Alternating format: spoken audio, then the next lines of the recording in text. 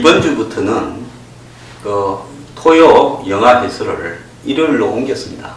일요일 날 저희들이 아무런 콘텐츠를 안 올리다 보니까 심심해 하시는 분도 많고, 또 뭐 몇 분들은 황장수 뉴스 브리핑 보는 재미로 산다, 요즘 낙이 그것밖에 없다 하는 분도 있는데, 일요일이라고 제가 그 낙을 뺏었어야 되겠습니까? 그러니까 제가 좀 고달프더라도요, 일요일 날은 일요일대로 이 황장수의 영화 해설과, 그 영화 해설 그냥 하는 거 아닙니다. 얼마 전부터는 시대상과 아울리는 영화의 나름대로의 해석, 그건 제 나름대로 해석하는 거니까 제가 어떻게 해석하든 뭐라 하지 말기 바랍니다. 국사교과서도 자기들 나름대로 해석하면서 영화를 제가 나름대로 해석하는 게 뭐 문제가 있습니까? 그리고 황장수와 톡톡톡이라 해서 인터뷰를 제가 이 초대 손님을 모시고 한 내용을 일요일 날 올립니다. 그래서 이번 주에는 주옥순 엄마부대 대표, 베니제 미디어워치 대표 두 사람을 각각 인터뷰한 내용이 올라갑니다. 그리고 요즘 저도 이제 제 이 방송 외에 주변에 방송하시는 분들이 저를 불러서 방송을 좀 하자 하면, 없는 사람끼리 서민들끼리 돕고 살아야죠. 영세한데 뭐 서로 자기 주장해서 뭐 하겠습니까? 그래서 웬만하면 가려고 하는데요. 제가 이봉규 선배가 하는 밑장 빼기라는 팟캐스트에 갔는데 재밌게 잘했습니다. 잘 많이 들어주시고요. 단 이봉규 선배가 제목을 문재인 대통령 된다 해서 제가 전화를 걸어서 약간 항의했습니다. 왜 제목을 그렇게 다시냐? 이러니까 이봉규 선배가 그래야 많이 들어오지, 낚시용이다 해서 제가 막 그 동의를 했습니다. 남 제목까지 제가 바꿀 수 없지 않습니까? 사상의 자유를 존중해야죠, 좌파처럼. 그래서 그 내용은 사실은 문재인 대통령 된다가 아니라 문재인을 대통령 안 만들려면 우리가 어떻게 해야 된다로 되어 있습니다. 그걸 갖고 또 시비 걸지 말기를 바랍니다. 하도 시비에 많이 걸려서 제가 요즘 트라우마가 좀 있습니다. 감사합니다. 자, 요즘 국사교과서 국정화를 둘러싸고 말들이 많습니다. 좌파, 종북, 진보, 진영이라 야권은 국사교과서를 국정화하는 것이 사상의 자유와 다양성을 막고 획일적이고 억압적인 검정 시스템으로 회귀하는 것은 마치 유신 독재 시대를 보는 것 같다 라고 이야기를 하고 있습니다. 자, 이와 관련된 영화 한 편이 있습니다.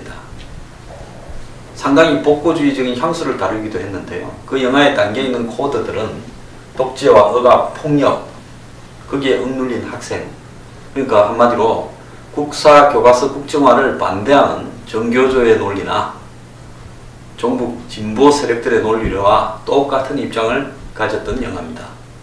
근데 제가 그 영화를 봤을 때는 뭐 감독이 그렇게 생각했을 수도 있지만 꿈보다 해몽이 더 좋은, 한마디로 감독의 원 의도와 한참 벗어난 해석을 마음대로 하고 있는 측면도 있지 않나 생각을 합니다. 오늘 제가 소개하는 영화는요, 말죽거리 잔혹사, 2004년에 나왔습니다. 권상우가 한참 때, 뭐 요즘 한참 아니라는 건 아닌데 그때 참 한참이었습니다. 고등학생으로 보냈고요. 그 다음에 김부선 씨가 등장을 합니다. 제가 이 김부선 씨를 두 번째로 넣는 것은 그 영화에서 저는 김부선 씨가 굉장히 인상 깊었습니다. 옛날에 보면 꼭 학교 앞에 보면 떡볶이 아줌마나 뭐 학교 앞에 문방구 아줌마, 뭐 핫도그 아줌마 이런 사람 중에 좀 요염하고 잘생긴 사람이 한 명씩 있었어요. 과거가 뭘까? 그리고 뭐 대학교 앞에는 카페에 가도 그런 마담이라 부르는 사람들이 하나씩 있었습니다. 그래서 권상우를 한마디로 농염한 떡볶이집 아줌마가 키스를 합니다. 자, 그래서 김부선은 그때 굉장히 인상 깊었는데요. 사실 김부선을 일찍 알았죠. 에마 부인 3편에 에마 부인으로 등장을 했습니다. 1대 에마와 2대 에마에 비해서 좀 촌스럽다라고 생각을 했는데요. 그분은 갈수록 좀 멋져졌습니다. 그리고 요즘 뭐 아주 젠틀한 슈츠가 어울리는 남자로 많이 나오죠. 이정진 나오고, 또 거기 학교 선도부장으로 이종혁이 나옵니다. 그때는 선도부장이 그 영화를 보면서 이종혁인 줄 몰랐는데요. 요즘 와서 보니까 이종혁이더라고요. 그 다음에 이제 만인의 뭐 연인이다 이러다가 연정훈 씨한테 시집을 간 한가인치가 처녀 때 여자 주인공으로 나옵니다. 근데 이 영화가 왜 말죽거리 잔혹사냐? 이 영화는 유하 감독이 다녔던 강남의 그 근처에 있는 S고등학교를 소재로 했답니다. 저도 그 S고등학교에 대해서는 잘 아는데요. 이사장이 뭐 좀 문제가 있고 학교가 깡패 학교고 보통 시끄러웠던 학교가 아니고 나중에 학생들과 졸업생들이 데모도 한창 하고 해서 이사장을 바꾸고 그 뒤에 뭐 학교를 소재로 한 깡패 영화의 소재가 되었던 학교다. 뭐 이렇게까지도 있습니다. 아마 유아 감독은 저처럼 학교 다닐 때 적응을 잘 못하고 교련 선생이나 체육 선생, 선도부장 선생한테 많이 얻어맞고 머리도 밀리고 고생 좀 했을 겁니다. 그 영화의 무대는 78년입니다. 그러니까 고3 시절이 78년이니까 저는 뭐 고3 시절을 82년에 보냈으니까 저보다도 한 4회 전의 이야기죠. 자, 그 말죽거리라는 것은 지금 양재동, 양재역 근처가 거기 지형으로 보면 약간 높습니다. 그래서 거기에 옛날에도 양재역, 그러니까 지하철역이 아니라 조선시대 때 역이라는 것은 말을 타고 가다가 파발마, 즉 연락을 하는 말을 타고 가면 거기에서 역에서는 다른 말로 갈아타고 또 경복궁까지 갑니다. 거기서. 그러니까 서울에 와서 마지막으로 말을 갈아타는 역입니다. 그래서 그 역에는 말을 미기는 노비들이 있었고 그 다음에 예비 말들이 있고 또 다음에는 가다가 또 바꿔가고 이렇게 하는 겁니다. 말이 요즘 같으면 공용차죠. 그래서 말에 죽을 먹이는 부분을 말죽거리다. 또 아니면 인조가 이갈의 난에 도망을 가면서 말 위에서 죽을 먹은 데다 해서 말죽거리다. 또 청나라가 병자호란 때 남한산성에서 대치를 할 때 남한산성까지 가서 싸우고 거기 와서 또 말을 죽을 먹였다 해서 말죽거리다. 어쨌든 그 근처가 옛날부터 이 서울로 들어오는 수도 한양으로 들어오는 교통요지로서 말에 죽을 먹인 데는 맞는 것 같습니다. 그런데 78년에는 강남 개발이 한참 시작이 되면서 그 말죽거리는 좀 외졌습니다. 지하철도 나오기 전이에요. 지하철 3호선이지 않습니까? 제가 대학에 오니까요. 이제 2호선 지하철 공사를 막 합니다. 83년에. 그래서 그때만 해도 그 양재동 말죽거리는 상당히 외지고 띄엄띄엄 집들이 하나 있었고 지금 구룡사 근처에 가려면 논을 한참 지나서 제가 갔던 기억이 있는데 78년이면 그야말로 논밭 있고 그 사이에 집이 하나씩 있고 길이 나던 그런 시대였습니다. 어쨌든 이 권상우의 엄마가 강남 투기 정보를 듣고 늦기 전에 강남에 땅을 사야 한다 해서 이 말죽거리 외진대로 전학을 고3 때 왔고 이 친구가 이제 거기에서 이정진이가 친구가 됐습니다. 학교 짱이었는데요. 둘이 티격태격 하다가 친구가 됐죠. 그리고 한가인을 두고 삼각관계를 벌리고 그리고 나중에 이정진이 학교에 선도부장을 하는 학교에서 총애를 받는 또 다른 학교 깡패 이종익한테 이 반칙으로 얻어맞고 찌질하게 되면서 학교를 떠나버리고 그리고 권상우는 한가인을 좋아했는데 나중에 보니까 자기의 둘도 없는 친구 이정진이가 권상우하고 같이 도망을 하고 있는 그런 어떤 가슴 아픈 청춘의 실령과 학교의 뭐 폭력, 억압 그리고 괴로웠던 고3 시절을 담는 겁니다. 근데 여기서 이제 중요한 것은 권상우가 이소룡 절권도를 하는 으악 하는 거 있잖아요. 그래서 권상우가 그 영화에 보면 아버지가 도장을 하고 그 도장에서 뭐 일하는데 가끔씩 권상우가 이소룡 흉내를 맨날 그 옥상에서 내는 그 이소룡이 개조음이라 그러죠. 으악 하는 소리 있지 않습니까? 그러면서 쌍절봉을 휘두르는 장면도 좀 나오고 있습니다. 그래서 그 영화에서 이소룡이 상징하는 것은요, 뭐 추억의 상징적인 스타 아이콘이라는 측면도 있겠지만은, 뭐 또 다른 한편으로는 학교의 시대의 거대한 폭력에 대해서 감독은 자기 나름대로 나를 지키기 위한 폭력을 배우는 부분으로 이소룡을 차용했다고 보고 있습니다. 근데 그 영화의 마지막 장면은 당시에 서울의 국도극장인지요, 치권을 상영하는 극장 앞에서 재수생이 된 이 권상우가 또 찌질한 뚱뚱한 친구 한 명 있습니다. 이 반에 옆에 앉아있던 그 친구와 재수생으로 만나가지고 이번에는 이소룡 흉내가 아니라 성룡의 치권 흉내를 내는 장면으로 끝이 납니다. 그러니까 이소룡으로 시작해서 성룡으로 끝이 나는데요. 유하 감독은 이 영화 외에 2006년에는 비열한 거리, 조인성이 주연하고 이보영이 나왔죠. 그리고 올해 초에는 2015년은 강남 1970 이렇게 해서 거리의 3부작이다. 즉 폭력으로 점철된 이 청소년들이 성장해서 조폭으로 살아가거나 토지 투기꾼으로 살아가서 마지막에는 비참한 말로를 맞는, 한마디로 이 글이 이 냉정하고 무자비하고 이 냉혈한적인 거리에서 이 폭력이 학생들에게 어떻게 물들고 그 폭력에 물든 학생들이 어떻게 자라나고 또 나중에 어떻게 최후를 맞는가 하는 것을 글이 3부작으로 구상을 하고 했는지, 하다 보니 글이 됐는지 모르겠습니다. 근데 사실 영화적인 의미에서는 비열한 거리가 제가 볼 때는 말죽거리 잔혹사보다는 훨씬 괜찮았던 영화라고 봅니다. 비열한 거리는 그 영화 속에 배신과 또 욕망 이런 것들을 굉장히 잘 담아낸 영화로요.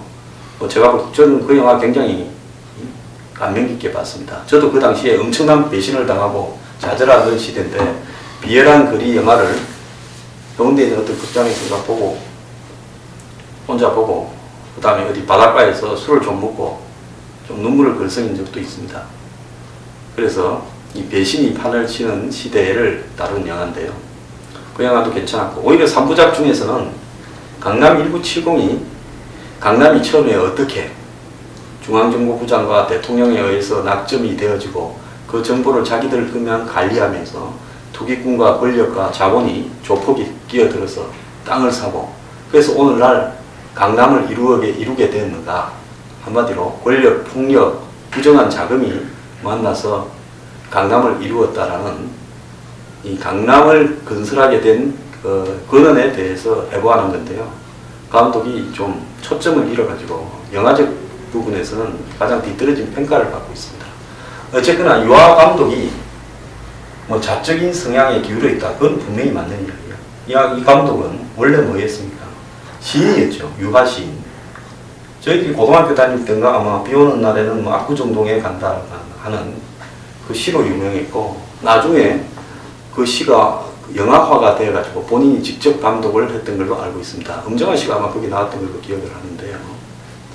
그래서 어쨌든 시인으로 출발해서 이런 이 거리 3부작을 만들고 또 그 외에도 뭐 여러 가지 좀 에로적인 영화도 만들고 뭐 다양한 영화를 만들었는데 능력이 있는 감독입니다. 그런데 이 감독은 학창 시절에 이 트라우마에서 벗어나지를 못해가지고 내내 만드는 영화가 폭력, 배신, 뭐 이 실연 이런 부분을 너무 자주 다루는 것 같아요. 그래서 학교 다닐 때 이 좌파들이 항상 강조하는 것은 아이들은 이 폭력과 억압과 규율과 계도에서 벗어나서 자유롭게 키워야 사람이 된다. 자, 그로부터 지금 세월이 많이 흘렀습니다. 영화의 배경이던 말죽거리 잔혹사에 78년이었으니까 지금 얼마쯤 지났습니까? 37년이 지났습니다. 그 사이에 이제 야권으로 또 정권이 넘어갔고 좌파가 한 집권도 했고, 그리고 정교조 세상이 되었고, 그리고 국사교과서를 그 사이에 완전히 좌측이 장악을 했습니다. 제가 오늘 아침에 이야기했지 않습니까? 교과서 해패에 전화 걸어가지고, 아니 교과서를 나는 해패에서 파는지도 처음 알았습니다.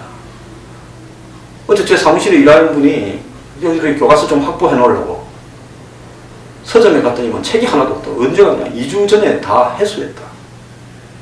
어떻게 7개 교과서를 전부 회수하냐? 협회가 대리 판매를 하는데 교과서 만드는 출판사로부터 받아가지고 서점에 갖다 주고 대리 판매를 하는데 협회에서 다 수거해갔다. 왜 수거해갔냐? 뭐 연말이 다 돼서 이제 그때 되면 항상 수거한다. 제가 3년 전에 안철수 의원 검증을 하기 위해서 교과서 영웅 안철수 자료들 이때 좀 서점에 가서 다 샀었습니다. 근데 그거 왜 출판사가 다 그러냐? 출판사 사정별로 각자가 회수했다는 식으로 이야기했는데 그렇게 동일한 시간에 동일하게 회수를 해요? 그럼 협회가 회수해 갔으면 책이 있겠네, 좀 팔아라. 그러니까 한시에인가 뭐 통화를 한다 든다더니만 한 권밖에 없다. 아마 그건 제일 문제가 덜한 좌편향 교과서겠죠. 그래서 책을 저렇게 일제히 감춰버리면서 한마디로 국사교과서 논란을 책에 대한 디테일한 서로 간의 공방전으로 갖고 가는 것보다는 그게 아니라 아예 책을 본 사람은 거의 없게 만들고 그 중에 일부 발췌한 걸 가지고 외국인이 아니니 그냥 조금 이야기하고 근본적으로는 친일파 후에, 독재 후에 이렇게 낙인을 찍혀서 이 판을 끝내려고 하는 것이 좌파들 생각인 것 같고요. 저는 교육부도 웃깁니다. 출판 교과서 협회라는 것은 사단법인인데 교육부 산하기관일 거고 아마 거기에 일하는 사람 중에 상당수는 교육부에서 내려온 사람일 겁니다. 보통 그러잖아요, 사단법인에. 그런데 왜 책을 갖다가 다 해소합니까? 그래서 이거는 정부가 이 책을 누가 어떻게 어떤 목적으로 해소했는지를 조사를 해야 됩니다. 만약에 가방을 잃어버리거나 교과서 책이 물에 잠겼거나 해서 책을 잃어버린 사람은 지금 살라고 하면 국사 교과서를 못 삽니다. 다시는요. 들고 가서 복사해가 써야 됩니까? 적어도요, 내년 2월달까지는 있어야 될 거 아닙니까, 교과서가. 근데 왜 국사 교과서만 없어요? 정말 웃기는 짓을 하고 있습니다. 이야기가 좀 샜는데요. 그래서 제가 오늘 하고 싶은 이야기는, 자, 78년 시절에는 과연 폭력만 있고, 예? 학교에 억압만 있고, 학생들끼리도 맨날 주먹질이었고, 학교 입구에서부터 오리걸음 시키고, 방망이로 머리하고, 학교 출근 시간 재어서 어긴 학생들은 전부 벌 세우고, 엎드려 버쳐시키고, 원산 폭격시키고, 학생들끼리는 몽둥이 방망이 들고 맨날 깡패짓만 하고, 교련 선생이나 체육 선생이 학생들 둘러 패기만 했네요. 그런 적도 좀 있었습니다. 저도 고등학교, 중학교 다닐 때 선생들한테 달라들다가 머리 안 감고 있다가 머리를 십자가로요, 바리깡으로 밀려서 저도 바나나 안 가고 한 일주일쯤 안 감고 학교를 모이칸 인디안처럼 해가 다니다가 얻어맞은 적도 있고요. 그리고 선생들이 좀 그렇게 심하게 굴릴래 학교 안 나가 그만두겠다고 자퇴하겠다고 빠득빠득 고등학교 2학년 때 우긴 적도 있고, 또 술, 담배 하다가 걸려서 좀 맞은 적도 있고 그렇습니다. 그런데 지금 생각하면 저는 그 시절이 아련하고 그립습니다.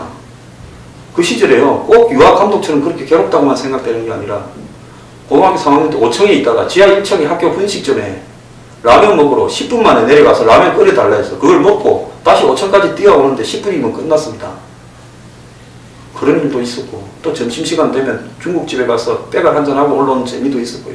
자습시간에 문행시장에 가가지고 덴푸라에 막걸리 먹고 얼굴이 벌게서 들어오는 재미도 있었고, 자습시간에 책상을 펴고 3일 삼성극장 친구 영화에 나왔던 그 극장에 가가지고 영화를 또 보는 재미도 있었습니다. 그래가 끝날 때쯤, 자습 끝날 때쯤 되면 올라와서 이제 가방 들고 집에 갔죠. 그래서 그때를 생각하면 재미도 있었고, 요즘 남포동 극장 거리에 가가지고 가방 끼고 단추한 2개 열고 하는 재미도 있었고, 깊은 밤 깊은 곳에 영화가 들어왔다 해서 교복을 갖다가 극장, 부산의 태화극장 앞에 밤 팔고 껌 팔고 담배 파는 아줌마한테 맡기고 사복 갈아입고 해서 미성년자 관람불가 들어가서 본 적도 있었고, 극장에 숨어 있으면 학교에서 또 선생들이 잡으러 오지 않습니까? 뒤에 와서 후라시 켜고 이러다가 숨은 적, 화장실에 도망가서 한 1시간 숨어 있던 적도 있었고요. 그런 나름대로 재미도 있었습니다. 그리고 여학생하고 미팅도 하러 간 적도 있었고요. 그런 어떤 짭짤한 재미들도 있었고, 그 일탈의 해방감도 많이 느끼고 했습니다. 제가 그 다니던 때가요, 고등학교 2학년 때, 1학년 때 광주 사태 나면서 그때 학교에서도 몇 명이 잡혀갔죠. 사회 정화한다고 하면 삼천 교육대로 그러던 시대였습니다. 그리고 또 학교에서 트러블이 있는 놈하고 학교 뒤에 어석한 데 가서 1대1로 주먹 다짐도 걸렸고 몇십 명이 지켜보는 데서 격투도 하고 했습니다. 저하고는 파란만장하게 다녔지만은 재미도 많았어요. 그 시절에 저는 이 교과서를 보면, 요즘 교과서 이야기하니까 생각나요. 저는 책을 험하게 다뤄가 왜 그런지 모르겠어요. 교과서 앞 뒤로 한 20페이지씩이 떨어지고 그래가지고 가운데 알베리가 있어가 뒤에 배울 때는 선생님이 뭐라고 줄 거라고 하면 끌 페이지가 없었던 적도 있었습니다. 그리고 자습실에 공부한다고 갔다가 술을 실컷 먹고 남집에 건너갔다가 가방도 버려두고 나오는 바람에 술이 취해서 인사불성이 됐어가지고 가방이고 뭐고 다 잊어먹고 가방도 없이 학교를 한 일주일 다닌 적도 있고요. 저가 상당히 재미가 있었습니다. 지금 생각하면 굉장히 재미있었던 것 같아요. 근데 유학감독은 내가 전학국이나 비슷한 시대를 살았는데, 오히려 제가 다닐 때는 전두환 대통령이 갓 집권해서 사회기강을 잡던 때라서 78년이 좀 더 나았을 겁니다. 그때 고등학생들이 독재, 유신에 억압을 느끼고 살았다. 좀 억지가 있다고 봅니다. 그 시대는 그 시대 나름대로 재미가 있었고 배가 좀 고팠을지 모르고 옷이나 패션도 지금보다 좀 허접했을지 몰라도 각자 멋을 낸다고 또 살았습니다. 교복을 갖고도 바지 폭도 줄이면서 멋도 냈고 바지 길이도 짧게 하면서 멋도 냈죠. 저는 뭐 단추 이렇게 한 2개 풀고 다니고 모자도 맨날 빼딱하게 쓰고 다니고 이랬습니다. 그래서 한 시대를 바라보는데 자기가 바라보던 시각에서 그 시대에서 안 좋았던 측면들만을 가지고 그 시대는 암흑 시대였다. 자, 유신 시대를 한번 봅시다. 유신 시대 때 모든 국민이 유신 반대, 삼성개헌 반대 주장하고 데모만 하고 그래서 살았습니까? 굉장히 부지런하게 살았죠.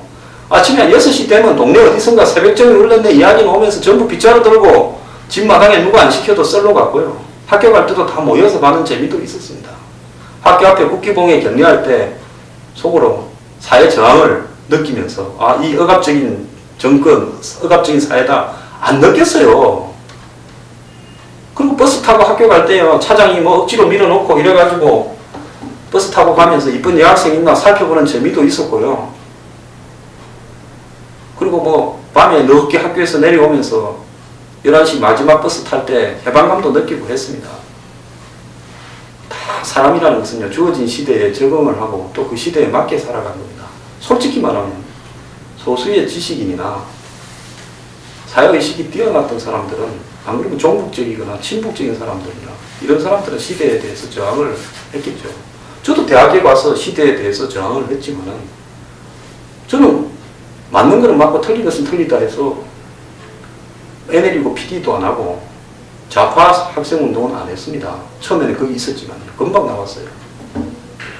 그래서 한 시대를 어떻게 기억하는가에 대해서 예를 들어서 유아감독은 그 시대를 학교는 억압이고 폭력이고 강압이고 그래서 선량한 학생이 폭력에 내몰리고 피해를 받고 나중에는 학교를 자퇴하고 거기 보면 권상우가 마지막에 이제 이정진이 학교에 이 학교책과 가까운 선도부장한테 부당하게 얻어맞고 그 복수를 해서 이종혁을 박살을 내죠. 그리고 학교를 떠나지 않습니까?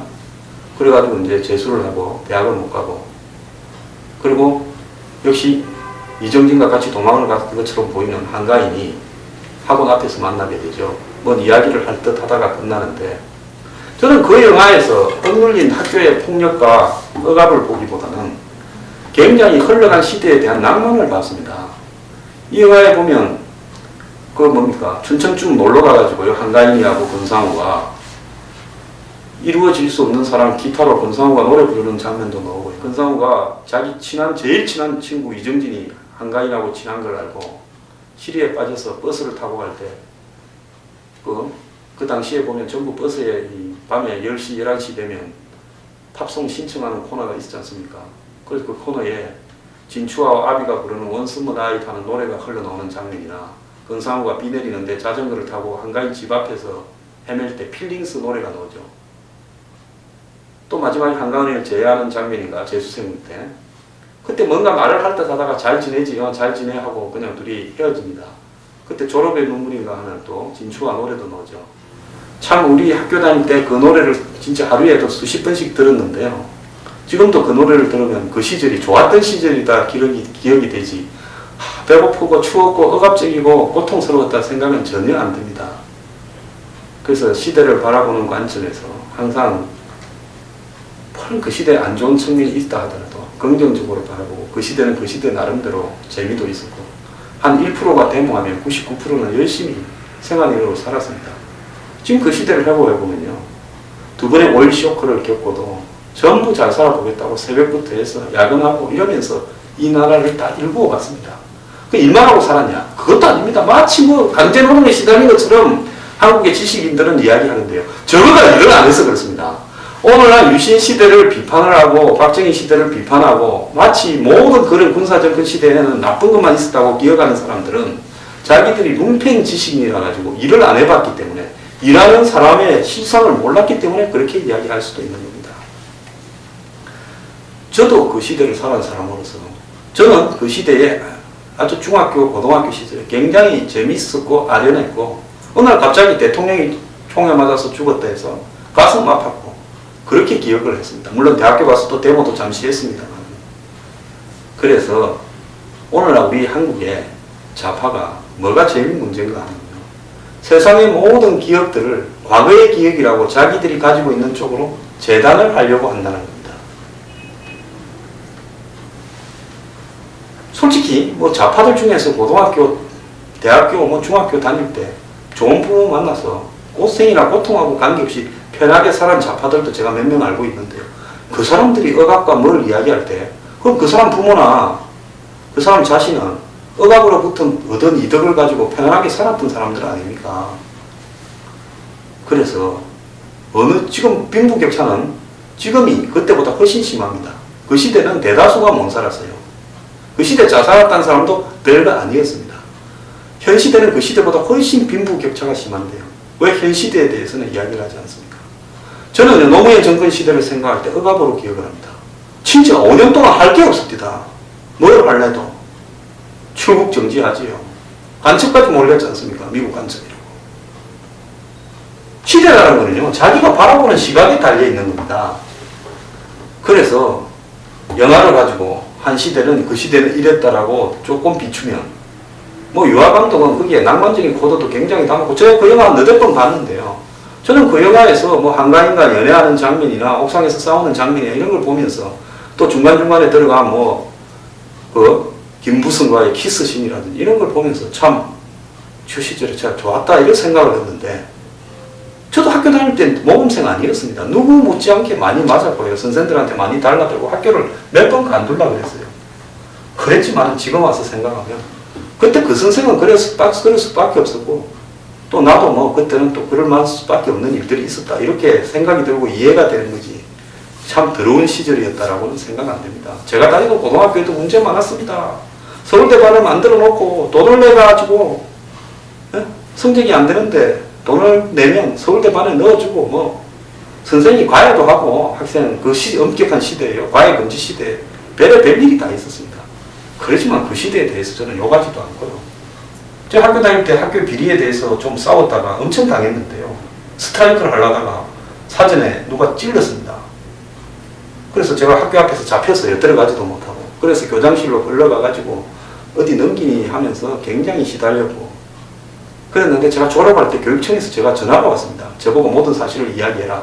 네가 맞는 것 같다고. 제가 지난 일이니까 말하지 않겠다고 끝냈습니다. 제가 그런 어떤 것들 때문에 제 내신이 안 좋아져가지고요. 제가 대학 들어갈 때 고생을 많이 했어요. 그래서 경제학과 갈 걸 농경제학과 갔습니다. 그래도 저는 그 시대에 대해서 원망은 전혀 안 해요. 또 제가 그대로 갔기 때문에 제 인생이 또 지금까지 흘러오게 된 부분도 있고요. 그래서 한 시대를 영화 감독이 뭐 낭만과 또 진보의 코드를, 좌파의 코드를 섞어서 영화를 하나 만들면 그 해석을 영화 평론가들은 시대의 억압과 폭력과 숨도 못 쉬는 그 학생들의 투쟁기였다라고 또 그렇게 해석을 하면, 또 영화 댓글에 보면 또 쭉 그런 게 달립니다. 그러면서 좌파 문화가 형성되는데요. 제가 오늘날 이 말죽거리 잔혹사를 통해서 하고 싶은 이야기는 뭔가 하면, 시대는 사람마다 다 기억이 다른 건데 지나간 기억이라 해서 획일적으로 한 방향으로 몰아가려고 해서는 안 된다는 겁니다. 지금 내 처지가 안 좋다고 그 시대가 나빴다는 것도 아닌 거고요. 다 그때 나름대로는 열심히 성실하게 재밌게 다 살았던 시대입니다. 그래서 국사 교과서를 좌편향으로 갖고 가면서 대한민국의 역사와 정통성을 모조리 부인하는 사람들은요, 어딘가 한마디로 기억 속에서 지식인의 오만함과 자만심을 가지고 자기의 뜻을 전 국민에게 강요해서 과거의 기억까지도 다 획일적으로 통솔하려고 하는 파시점에서 나오는 거 아닌가 하는 것이 제 생각입니다. 여러분, 그 주말에요, IPTV 같은 데 공짜로 볼 수 있을 겁니다. 말죽거리 잔혹사 한번 보십시오. 그 영화에 폭력 코드, 억압 코드가 많은가. 그 영화가 시대에 대한 복고와 향수와 낭만을 되살리는 영화가. 저는 부자로 봤는데요. 저도 영화 좀 보는데, 영화는 정말 꿈보다 해몽입니다. 대한민국에는. 영화 하나 만들어 놓으면 꼭 해몽을 이상하게 하는 사람들이 있어요. 지금 국사교과서도 마찬가지입니다. 과거에 지나온 역사를요, 지금 회복을 통해 가지고 자기들 생각으로 바꾸려고 하는 것이, 이것이 과연 다양성과 자유화인가? 누가 누구를 억압하고 있는가를 한번 잘 생각해 보기 바랍니다. 오늘 말죽거리 잔혹사, 여러분들 국사교과서 이 투쟁에서 진실이 뭔가를 이해하는 데 도움이 되기 위해서 말씀드렸습니다.